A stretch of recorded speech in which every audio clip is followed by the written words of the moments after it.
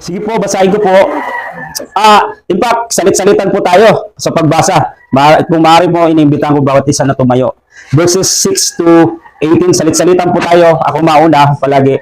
So, ang mga Israelita ay muling gumawa ng kasamaan laban kay Yahweh sapagkat sila ay sumamba sa mga Baal at mga Astarot, mga Diyos-Diyosan ng mga taga-Aram, Sidon, Moab, Ammon at Pilisteo.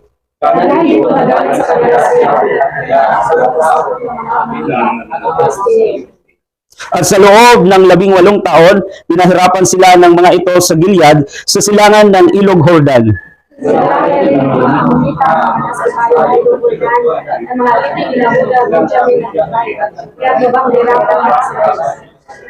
Dumulog kay Yahweh ang mga Israelita at kanilang sinabi, nagkasala kami sa inyo sapagkat tumalikod kami sa aming Diyos at sumamba sa mga Baal.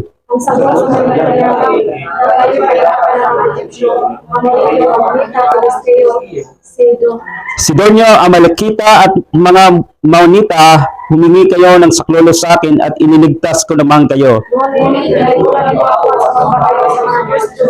Kaya hindi naman kayo iniligtas. Sa inyong mga Diyos-Diyosan, kayo humingi ng tulong sa panahon ng inyong kagipitan. Kaya salamat po kami ang Nang araw rin iyon, inalis nila ang kanilang mga Diyos-Diyosan at muling naglingkod kay Yahweh. Kaya't nabagbag ang kalooban ni Yahweh dahil sa paghihirap ng Israel. Dumami na lang ang mga sa pagmamahita, labas sa mga Israelita, mga ay sa Gilead, sa mispa naman ng mga Israelita. Nag-usap ang mga taga-Gilead at lahat ng taga-roon kung sino ang mangunguna sa atin sa pakikipaglaban sa mga Amonita ay siya nating kikilalaning pinuno ng buong Gilead. Patuloy po sa chapter 11 verse 1. Si Jepta na taga-Gilead ay isang matapang ang mga si Gilead na kanyang ama at isang babae nagpinita ng sandaliang aliw.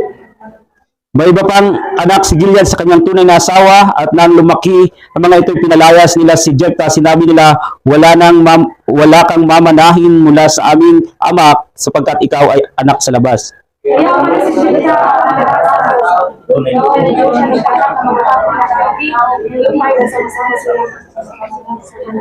Manalangin po tayo. Panginoon, sa umagang ito, idinudulog po namin ang oras na ito at salamat po na kasama ka namin sa oras na ito ang iyong presensya, ang higit na pagpapala sa fellowship na ito at ikaw ay patuloy na makikipag-usap sa bawat puso na nandito sa pamamagitan ng iyong banal na espiritu. Panginoon, huwag mo po hayaan na kami magkaroon lamang ng impormasyon, kundi magkaroon ng transformasyon sa pamamagitan po ng kapangyarihan ng iyong banal na espiritu.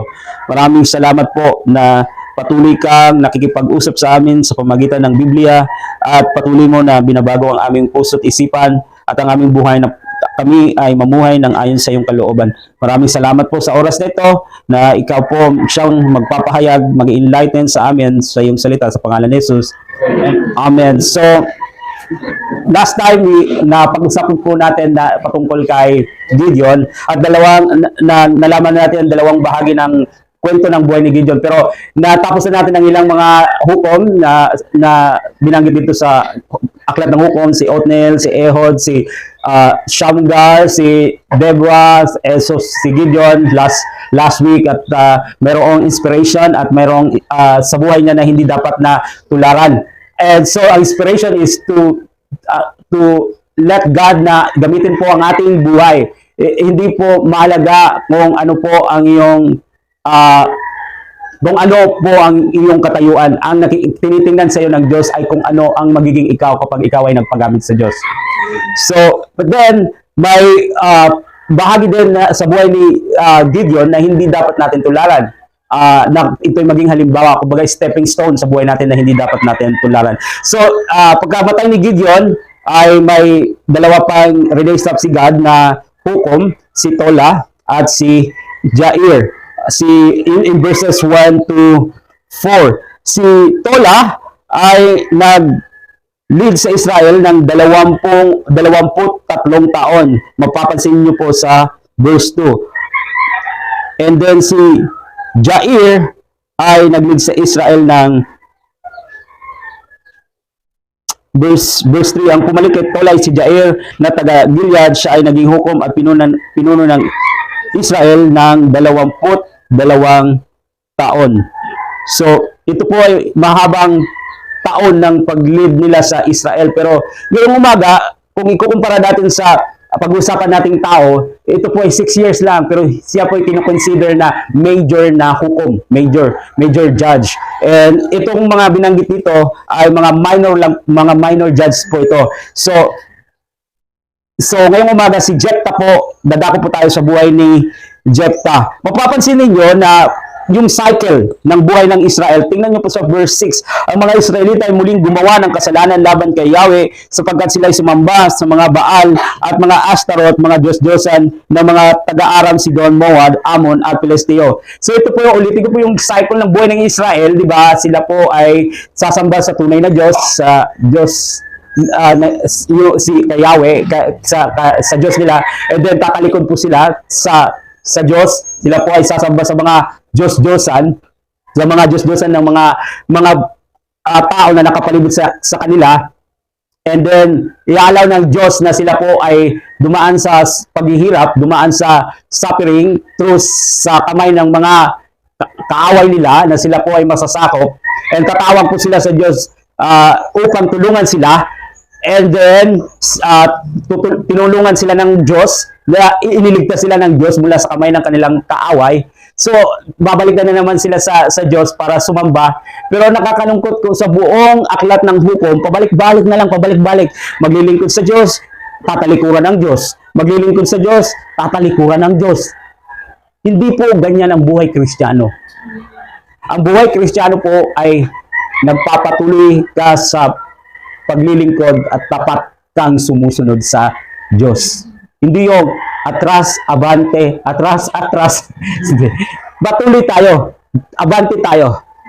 Yes, may mga panahon na dadapa tayo, pero hindi katulad ng Israel na, ang mga paghihirap ang siyang kukuha ng attention nila, papahintulutan nila na dumaan pa sila sa paghihirap bago sila magbalik loob sa Diyos. And may mga panahon na kung saan siguro sa buhay natin kailangan ng palo, dahil kung hindi ka papaluin, hindi ka tunay na anak, sabi sa Hebreo. So pinapalo ng Diyos ang mga minamahal niya, ang mga anak niya. So upang tayo ay ituwid. So sabi sa Hebreo, yun ang ginagawa niya sa mga anak niya kung tayo po ay hindi nakikinig sa Kanya.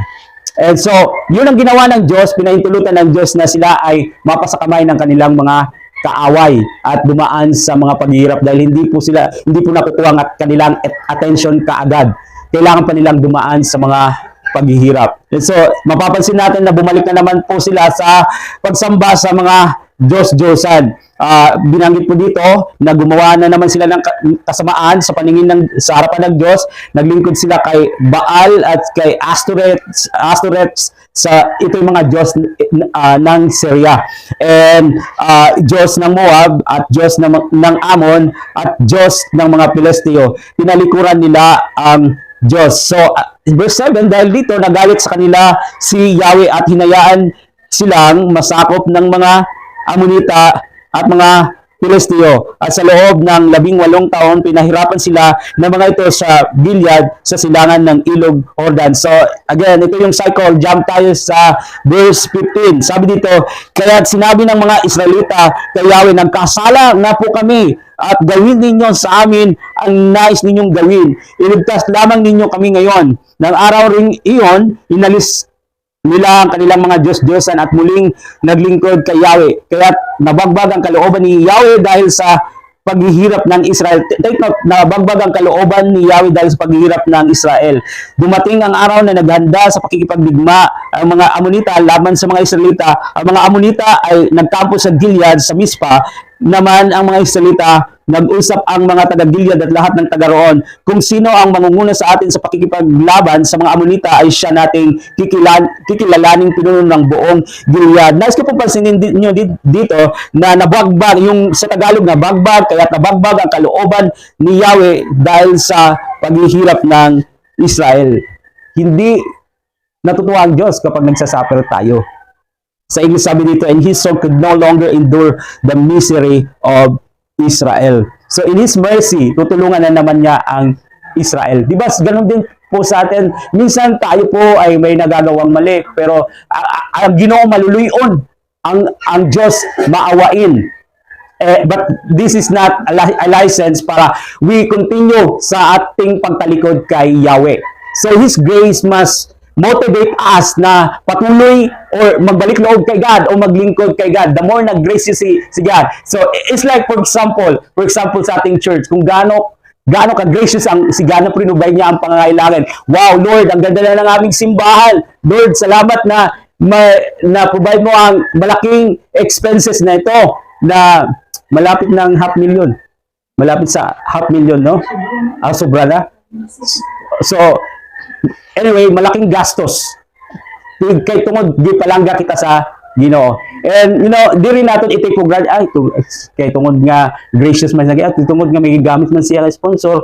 No, okay lang nga, kung kano sa karuyag kung maging matinumanon, basta, ang importante, maupay na mong simbahan. The more nga nakikita mo, ang grace ni God, the more na nadadasig ka, na-i-encourage ka sa pagsunod, pag-obey sa Ginoo. Lord, you have gratitude, Lord. Salamat po na napakabuti mo sa aking buhay. And hindi ko kayang tumbasan ang iyong kabutihan, pero in response, ako po ay magiging madinasigon. Patuloy na maglilingkod sa iyo, patuloy na susundin ka sa aking buhay. So, and the same with the mercy of God and grace of God, hindi natutuwa ang Diyos, nalulungkot siya kapag tayo dumadaan sa mga spanking, sa pagpalo. Hindi siya natutuwa dito. Pero wala kasi minsan, ito lang, kailangan mo na ito para makuha niya ang attention mo. So, then you see na ang Ginoo maluluyon. Hindi rin niya mailog ng iyang anak naghihimakuri, nagpapabiling good ang iyang kaluoy. Parehas man sa kag-anak, di ba? Kapag ang atong anak, in general lang ng mga kag-anak, kapag aton anak nakukurian, hindi rin natin mailog. Hindi natin mailog nga sila nakukurian. So, ada kita para buligan sila. So, now, nag-raise up si God ng panibagong hukom. At itong panibagong hukom ay hindi maganda yung background niya, pero hindi mahalaga kung anong background mo. Ang mahalaga ay ang Diyos na gagamitin ang buhay mo at papagandahin niya yung testimony mo, yung buhay mo. Hindi mahalaga yung past mo, yung mahalaga kung ano ka ngayon sa Panginoon. Okay? So kung mapapansin ninyo, nagtipon-tipon ng mga ang Israel upang mamili ng judge or manguna sa pagliligtas sa kanila. So napili ay si Jephthah. So verse 1 sa chapter 11, si Jephthah na taga Gilead ay isang matapang na mandirigma. Si Gilead ang kanyang ama at ang ina niya ay isang babaeng nagbebenta ng panandaliang aliw. So napansin niyo po ang background ng kanyang family. So ang mama niya is kalapating mababang lipad, sabi pa sa kanta, prostitute. So but then hindi ito mahalaga sa Panginoon kung anong background mo. Ang mahalaga sa Panginoon ay kung paano gagamitin kanya para sa kanyang kaluwalhatian. Verse 2, may iba pang anak si Gilead sa kanyang tunay na asawa, at nang lumaki ang mga ito, pinalayas nila si Jephthah. Sinabi nila, wala kang mamanahin mula sa aming ama sapagkat ikaw ay anak sa labas. So napakasakit doon na sariling pamilya na itatakwil ka, and they're acting sa pamana, sa money. So Huwag kang manatili dito, lumayas ka dahil baka meron pang baka yung ibang mana ay mapunta sa iyo. So ayaw namin na mapunta yung mana sa iyo. So pinalayas nila si Jephthah, and then sa verse 3, kaya umalis si Jephthah at nanirahan sa Tob. Doon ay nagbuhos siya ng pangkat ng mga taong itinakwil din ng lipunan at sama-sama silang sa pandarambong. Pagkalipas ng ilang panahon, nilusob ng mga Amonita ang Israel. Dahil dito, si Jephthah ay pinasundo mula sa lupain ng Tob ng mga pinuno ng Gilead. Sinabi nila, ikaw ang manguna sa amin sa pakikipaglaban sa mga Amonita. Sumagot si Jephthah, hindi ba't nasusuklam kayo sa akin? Kaya ninyo ako pinalis sa Gilead? Bakit lalapitan ninyo ako ngayong naharap kayo sa panganib? So, ngayon, ang mga kapatid naman niya ang lumapit sa kanya. Ang mga kapwa niya Israel, ang Israelita lumapit na sa kanya. Tulungan mo kami, pangunahan mo kami sa pakikipaglaban. Sabi ni Jephthah, ngayon, lalanat-lanat kam sa akon sa to iyok gin tataboy. kaya ano, buligan takam. So, kasi, di ba, yung, parang, yung reneject ka, yung feeling na ng rejection, tapos ngayon, tungkol nga may kinahanglan, yan na, kukuha ka, lalanat ka na. But, may plano si God sa buhay ni Jephthah. So, sa pagpapatuloy, ay mapapansin natin na siya po ay nagpagamit sa Panginoon. Verse 9, sinabi ni Jephthah, kapag isinaban ninyo ako sa pakipaglaban sa kanila at niloob ni Yahweh na ako ay magtagumpay, ako ang kikilalanin ninyong pinuno. Sumagot sila, ikaw ang gagawin naming pinuno, saksi natin si Yahweh. Sumama na si Jephthah sa matatandang pinuno patungong Gilead at ginawa siyang pinuno at tagapamahala ng mga taga roon. Ipinahayag ni Jephthah sa Mispa sa harapan ni Yahweh ang patakaran niya bilang pinuno. Si Jephthah ay nagpadala ng mga sugo sa hari ng mga Amonita at kanyang pinatanong, ano ba ang atraso namin sa inyo? Bakit ninyo nilulusob ang aming bayan? Ganito ang sagot ng hari ng mga Amonita sa mga sugo ni Jephthah, gusto naming maibalik sa amin ang aming lupain.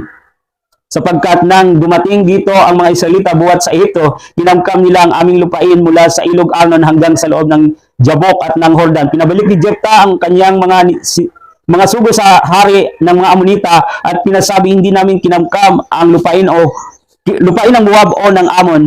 Nang umalis sa ito ang aming mga pinuno, naglakbay sila sa disyerto patungong dagat na pula hanggang sa Kadesh. So basically sinasabi ni Jephthah na ang lupain na mayroon kami ngayon ay hindi to pag-aari ng mga Amonita. Ito ay sa kanila. So let's jump sa verse 29. Verse 29, at ang espiritu ni Yahweh ay lumukob kay Jephthah, tinipon niya ang mga tao sa Gilead at Manasseh, pagkatapos ay nagbalik sa Mispa, Gilead, at saka nagtuloy upang salakayin ang mga Amonita. Take note sa verse 29, ang espiritu ni Yahweh ay lumukob kay Jephthah. May pagkakaiba po sa yung espiritu, pag nilukuban sa Old Testament yung mga taong ginagamit ni God, pag nilukuban ng espiritu, may pagkakaiba po sa nilukuban ng espiritu ang mga mananampalataya sa Bagong Tipan. Kasi kung naalala ninyo, mapapansin ninyo, kapag nilukuban ng banal na espiritu ang taong ginagamit ng Diyos, ay para empower sila sa pinapagawa sila sa kanila ng Diyos. Pero hindi yon namamalagi. Naalala nyo na kay Saul na kung saan umalis ang banal na espiritu sa kanya. Kung nabasa ninyo, hindi na natili ang banal na espiritu dahil sa hindi na naging obedient si Saul kay God, di ba? Na kung saan sinuway niya ang utos ni God. Obedience is better than sacrifice. O sa madaling salita, ang pagiging religyoso ay hindi ang mahalaga kundi ang pagsunod sa Diyos. Sa simpleng salita. So, but then sa ating mananampalataya sa New Testament, ang banal na espiritu ay permanente. Kapag ikaw ay may relasyon na, kapag ikaw ay mananampalataya, nananahan ng banal na espiritu. And ang banal na espiritu ay hindi po force, kagaya ng sinasabi ng ibang simbahan na siya isang force. Dahil sabi sa Galatians na do not grieve the Holy Spirit. So, ibig sabihin, grieve, siya ay person din. Nalulungkot. Meron bang force na nalulungkot?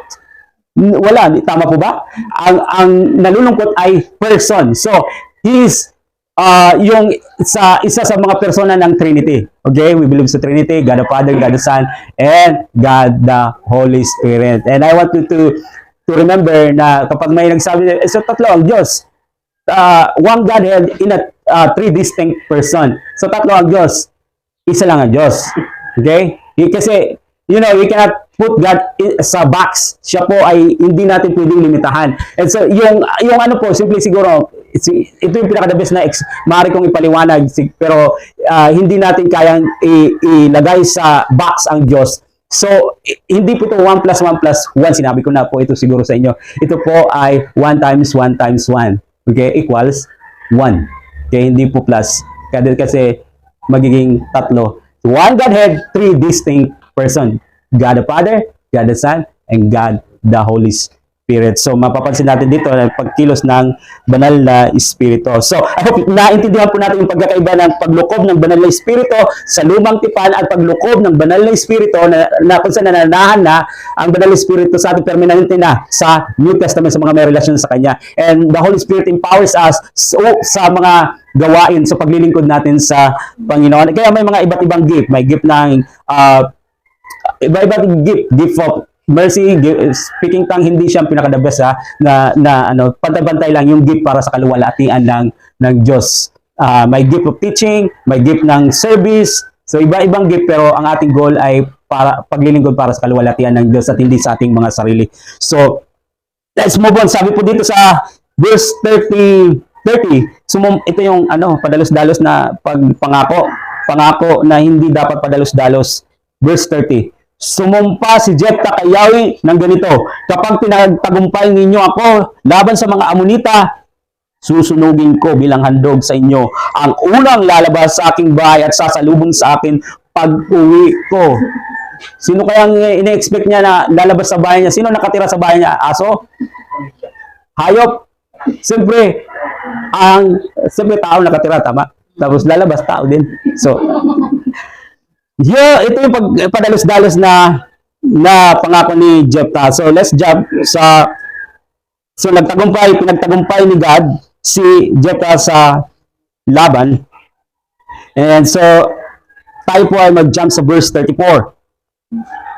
Sabi dito, nang magbalik si Jephthah sa Mizpah, sinalubong siya ng anak niyang babae na sumasayaw sa saliw ng tamburin. Ang kaisa-isang anak ni Jephthah. Na makita siya ni Jephthah, inunit niya ang kanyang damit at buong paghihinagpis na sinabi, anak ko, kabigat na bagay nitong ginawa mo sa akin ngayon. Ang panata ko kay Yahweh ay hindi ko na mababawi pa. Sumagot ang anak ni Jephthah, kung may panata kayo kay Yahweh, tuparin ninyo yon, sapagkat ipinaghihiganti niya kayo laban sa inyong mga kaaway na mga Amonita. Ngunit may isa lamang po akong ipapakiusap sa inyo. Bayaan ninyong isama ko sa bundok ang aking mga kaibigan upang ipagluksa ko ng 2 buwan ang aking pagkabirhen. Pumayag naman si Jephthah na umalis ng 2 buwan. Ang anak niya, nagpunta nga ito sa bundok kasama ang kanyang mga kaibigan upang ipagluksa ang kanyang pagkabirhen, sapagkat mamamatay siya ng hindi makakapag-asawa. Pagkaraan ng 2 buwan, nagbalik siya sa kanyang ama at isinagawa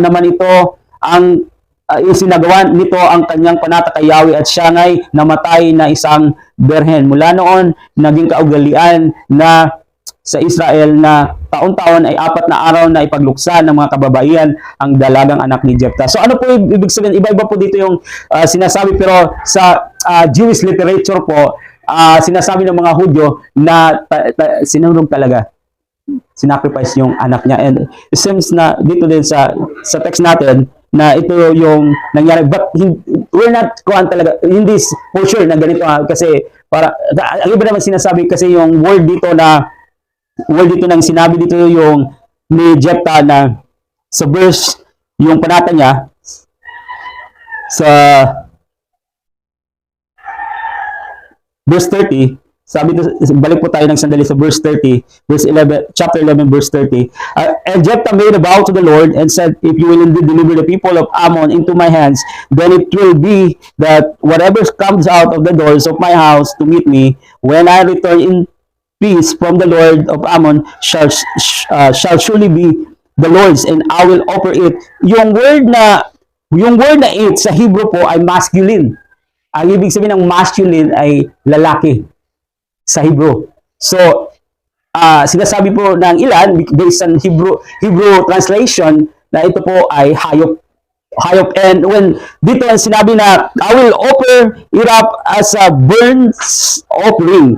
So, ito po yung interpretation ng ilan na hayop ang inoffer. So, a male, and which is, tugma siya sa Leviticus, yung burnt offering na, yung inaalay na burnt offering ay male, lalaki. So yung word na dito, I will offer it, sa Hebrew ay masculine. Pero hindi po tayo nakakasigurado kung alin ba talaga. Iba naman sa Jewish literature, sinasabi na sinacrifice talaga ni Jephthah ang kanyang anak. Either way, yung lesson dito is huwag kang padalos-dalos na nangangako ka sa harapan ng Diyos. Diba? Sabi sa Bible, kapag nangako ka sa Diyos, God will hold you accountable sa iyong promise. Hindi siya tao na pinapangakuan po natin. Siya po ay Diyos na pinapangakuan natin. Hindi tayo pwedeng mangako at pagkatapos ay mapapako. Kapag si God ang pinangakuan natin, kailangan natuparin po natin ang pangako natin. Naalala niyo po ang pangako niyo kay God? Ano po yung pangako mo kay God? At kung nangako ka sa Kanya, tuparin mo. Tuparin mo ang pangako mo. Let your yes be yes. Sabi sa Bible, let your yes be yes. And no be no. Kaya nga po, pag nangangako tayo, huwag mo sabihin na, oo, kung hindi ka sigurado. Amen? Anything else, ito po ay, hindi na maganda. Minsan, just to, para lang, makakuha ng tao ba, para ma-assure la siya, pero di man ngayon, tumano nato, nagtitinandukit. Susiga na lang nga, kung lulubin sa Ginoo. Kung lulubin sa Ginoo. Pero, pag abot sa Ginoo, pag nagsasagit sa Ginoo, tumanong gud dito nato. Perhaps ang imong son, Lord, mag-alagad ak sa imo. Lord, gamit akong kinabuhi, magpagamit ak sa imo. I don't know kung anong pangako mo kay God, pero isa lang ang alam ko, hindi siya tao na basta-bastang babawiin mo ang pangako mo sa Kanya. Amen? So, tuparin po natin ang pangako natin kay God. Whatever promise na binitawan natin sa Panginoon. Dahil God will hold you accountable sa pangako na binitawan mo sa Kanya. Amen? Let's bow our head, let's pray. Panginoon, salamat po sa umagang ito, sa iyong salita. Now we praise you, Lord, na kaya mong gamitin ng bawat isa, ano man ang background ng bawat isa. Kaya mong, Lord, gawin ito, Panginoon, na maganda, mabuti para sa iyong kaluwalhatian. Salamat po, Panginoon, na pinalalanan mo kami sa pagtupad sa aming pangako sa iyo, Panginoon, na hindi po kami, Panginoon, mangangako nang hindi namin tutuparin ang pangako namin sa iyo. Dahil hindi ka tao, ikaw po ay Diyos, and you will hold us accountable sa bawat salita na binibitiwan namin sa iyo. Yung mga kanta, Panginoon, na inaawit namin, na may mga praise na kung saan maglilingkod habang buhay, maglilingkod ako sa iyo. Habang buhay, papupurihan ka. Habang buhay, mamahalin ka. Ito po ay pangako na hindi po, Panginoon, na inaawit lamang sa nguso, kundi inaawit sa puso na dapat naming tuparin sa aming buhay. Maraming salamat po sa pagpapaalala sa amin. Sa iyo ang kaluwalhati at karangalan sa pangalan ni Jesus. Amen.